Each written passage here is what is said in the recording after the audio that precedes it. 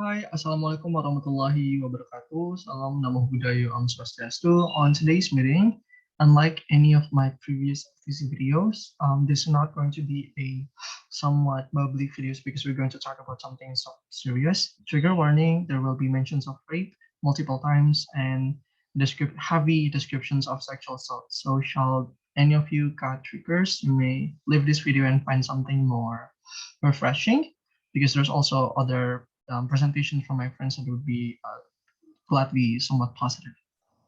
On today's meeting, we're going to talk about students of Universitas Muhammadiyah Yogyakarta's perception towards their own naked colors. If you are a part of the Universitas Muhammadiyah Yogyakarta's Civitas Academica, you would probably know the recent viral cases in regards to MKA that sadly had a multiple victims towards it, and it actually evoked a sense of awareness and slightly anger from the public. But at the same time, it also corresponds a very historical event because within that case, um, the societies is like progressing even more, and like there's has been robust educations, and the institutions has now been promoting a sense of gender respective narrative and yada yada yada. Further explanations going to be discussed later on my findings. But anyway, my name is Zulfachryan Edmanda, and I hope you enjoy the show. General introduction. So within the frameworks of my presentations, to make it simple, I adjusted within the structures of the paper so it would be easy to follow. But for any robust information that you would like to explore, then you could simply reach me out on my social media. My name is also Rezha Edmanda, and I would be more than glad to share you the PDF files of my this minute research. Introductions, 3 points. 1, recent viral cases of sexual assaults to give you some context. 2, the gap, which is the past academic research that analyzed sexual assault violence. And lastly, the research question that I analyzed. Now, the cases of sexual assaults conducted towards various victims by MKA, the acronym of the perpetrators is undisclosed. The acronyms is undisclosed due to legal issue. I don't want to get sued. Which the victims' confessions are posted on their UMY Colors or Ducks Instagram account, evoke a sense of public wrath because publics are shameful that these kind of things actually happens even within environment education, especially faith-based environment education. The reason faith-based because Universitas Muhammadiyah Yogyakarta is an Islamic-based university that promotes like piety, moralities, and whatnot. And this is quite sadly in journal that I found. Problems in faith-based universities in regards to sexual violence is more complex and more rooted and more systematical because of all the shame that lingers towards sex. I mean, even mentioning the word sex itself sounded like very taboo and very appropriate when it should not be like that. But that is the situations in most faith-based university, which only hampers the institution from tackling any of these violence. But this is going to be more fun because Universitas Muhammadiyah Yogyakarta, unlike other faith-based institutions, often promote themselves as a progressive, as modern. So I hope that within my findings, there's something that would interest you and something that is slightly different from other faith-based university. So according to past academic research, I found that a lot of the campus, a lot of situations in other faith-based academic institutions oftentimes still revolve around a lot of rape cultures and sexual violence and misogynistic perceptions because of the fact, not necessarily because of the religions per se, but rather because the value of that religions being diluted with a lot of like this misogynistic patriarchal culture, which only like seeks as a justification for that to happen within the very first place, which leads to victim blaming. So if you notice that when rape happens, oftentimes people actually blame the victim for not taking care of themselves when it should not be like that because the perpetrators itself are the ones to blame. They are the one that with the impulses and they are the one that does not control it. But yeah, to analyze the perceptions of student of UMY towards the UMY colors, which is the main actors of like the advocacy group that is slightly different from any other journals that I found because they oftentimes only revolve around the academic institutions as the key factors that tackles this sexual violence without involving the students, as well as their perceptions on the environment in general would be encompassed on two research questions. One is how the students of Universitas Muhammadiyah Yogyakarta feel about the safety of their campus environment after the viral cases of sexual assault, because before the viral cases, oftentimes people only shrug it under the rug and it stay like that and people did not notice it, so awareness is not as much. Now we're living in a different context. Me Too movement is ranging more. Gen Z on UMY is like far more progressive than ever before. And then so like it's pretty interesting to analyze that. And second would be how students of Universitas Muhammadiyah Yogyakarta perceive their UMY Cat Color as a student-led groups that advocates for academic environment from sexual assaults and gender-based discrimination. At the moment, Dear UMY Cat Color is the only gender-based advocation groups that persist in UMY. Let's simply hope that it's improved later on in the future. Theoretical framework. Let's talk about the definitions of sexual assault. So what is sexual assault? Sexual violence. I'm going to intertwine the words sexual violence, sexual assault, but not sexual harassment because two of these things are quite different. Anyway, the term sexual violence encompasses any verbal and physical attempts of action of untoward sexual behavior forced upon someone. The key force is very important because if it's non-consensual, then it is a part of like a violence unless it's consensual. It disregards the relationship status, even if you're boyfriends or even if you are both spouses. If one party does not consent to it, then you're still conducting a rape or a sexual violence. And it also disregards the clothes that the victim wore. Like, no matter how they're feeling, no matter how conservative the clothes are, as well as any sexual violence that where there are forced consensual intercourses and forced penetrations of not only reproductive organ but also object onto someone's genital opening. This resulted in numerous reproductive related medical complications alongside multiple psychological damages that the victims experience and respond to enduring the abuse. Now, as you can see, sexual violence in faith-based academic institutions. Sexual violence in academic institutions oftentimes happens because of a disparity between bargaining power. Bargaining power between who? Between the students and other stakeholders, or even between the students among themselves. With students and students oftentimes based on either their level of economic status, level of popularity, and whatnot. But in terms of student and other stakeholders, would be between students and lecturers, staff, and campus, because there's a disparity of gap or bargaining power or social power imbalances, which affect this dominant role. The dominant could like taken onto the submissive role, and then like the sexual violence happens itself because one enforce their lust for the other. But in terms of faith-based academic institutions, it's quite different. Why? Because of that religious values that linger, which is diluted with like this already bad situation. Now, this creates an obliviousness toward, I mean, like, even like I've mentioned before in the previous, within the very first present, within the very first pages of like the presentation, even the word sex itself is taboo within academic institutions, let alone conducting like promotions and whatnot. Faith-based institutions is different with non-religious colleges because of the existence of that shame that lingers around sex, which indirectly promotes to negative perceptions towards it, and also affect the attempt on eradicating sex-related problems. This obliviousness resulted in systematical setbacks on eradicate, such as the lack of reproductive related health services, the lack of socializations on gender perspective values, as well as justifications on rape. As you can see, oftentimes than not, there's not necessarily many socializations on how to take care of reproductive organs, sexual educations in general, right? Because people are so ashamed of it, and even the positive things are being shut down. Now, Dear UMY Cat Color as anti-sexual violence group. Why does Dear UMY Cat Color is different from other groups? I take two different, somewhat similar groups, but came from a very different reality context, which is Mubalada.id and Dipoga HRC.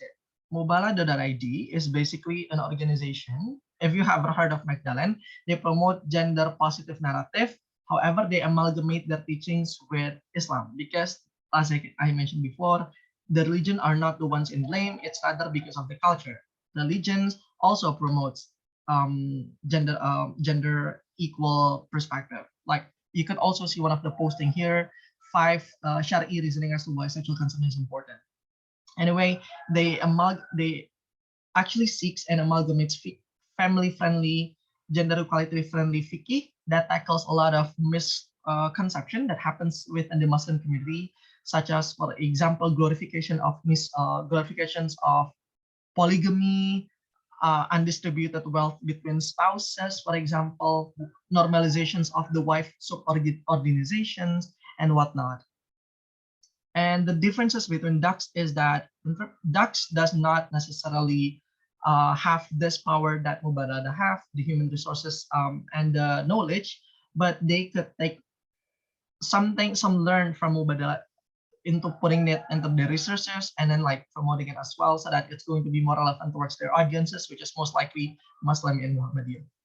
And the different comparison with Dipolga HRC was pretty much the fact that Dipolga HRC is an organization, they work within the same framework because both responds to reports of sexual violence and both protect minority, but the differences is the intersectionality that both represent.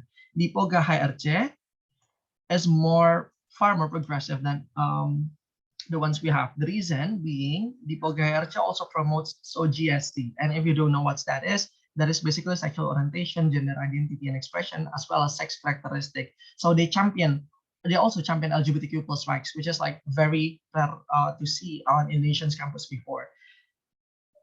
On the UMY color, even if they do have like contrasting stances, but you cannot simply generalize like one organization groups. To a certain extent, the UMY colors might have that feminist perceptions of like promoting the rights of these queer persons as well, right? But they do not necessarily have the benefit of it. They have the benefit of the doubt because of like the audiences. I mean, like even the bare minimum gender equality teachings that it promotes have someone being mad over it, let alone like posting this controversy as to what people Gerge have. Which is why, but what Diru Emiket Kalra could learn from Dipo GHRC was the very fact that Dipo GHRC always allies with other marginalized community. For example, the labor union, anggota buruh on May Day, and they amalgamated with their Women's March. And they also take into account economic societal background of the woman, because intersectionality, human is multifaceted. You cannot simply label one person with one identity. Like a person is not only woman, but they also have the region and economic society, which is like why it is important in terms of activism. They don't make it Cat Color could like exemplify their spread of educations with what as well as aligning with other organizations as to what Dipo Gerge did. Now, with an empirical review, I utilized 3 main articles, which is A Higher Power Produce Greater Problems, The Minama by Campus versus Perlindungan Korban, and Human Geography dan Pelecehan Seksual terhadap Korban seksual. On human geography dan pelecehan seksual terhadap korban perempuan di perguruan tinggi keagamaan Islam, it found that a lot of the Islam state-based university, which is UIN, Universitas Islam Negeri Indonesia, because it happens in Indonesia, it found that a lot of the society actually normalized their culture, which is very bad. They normalized the fact that like the victims that got raped actually deserve of that rape, given the fact that there's a probability of the victim not taking care of themselves or wear something revealing, and that systematically creates problems where there's a lack of sympathy towards the victims, and like the institution is less likely to have to help them, and more of which is why the victims are less likely to report the problem, because they don't want to get into future trouble, so they only endure the trauma by themselves. Meanwhile, on the Minama by Campus versus Perlindungan Korban, it found that on some university they do acknowledge that the problems do exist. They are not denying it of it like the previous journal. However, because of like that goodwill, they want to protect their honor code and whatnot, they want to protect their reputation, they simply put it under the rug and like, jalan peace and avoid any media's attention, because they don't want their institutions to be put it in bad name. And lastly, on higher power produce greater problems, how religious undercodes and religious school exacerbates campus sexual assault. It exacerbate like the honor code, for example, visi misi Islami and whatnot. But the context of this article was that journal was that it actually utilized Catholics religion, so it's quietly different, but it's still within the same characteristic of like religious-based university. And it found that it exacerbates it because the institutions itself does not necessarily perceive it, oftentimes carelessly perceive that the action is consensual, which is why it's deserving to happen. So they do not want to mess with it and like letting it happen within the very first place. Research method. My research is quite simple. I asked for active students of Universitas Muhammadiyah Yogyakarta. What the first respondent is she, her, use she, her pronouns. Undergraduate law studies, batch 2022.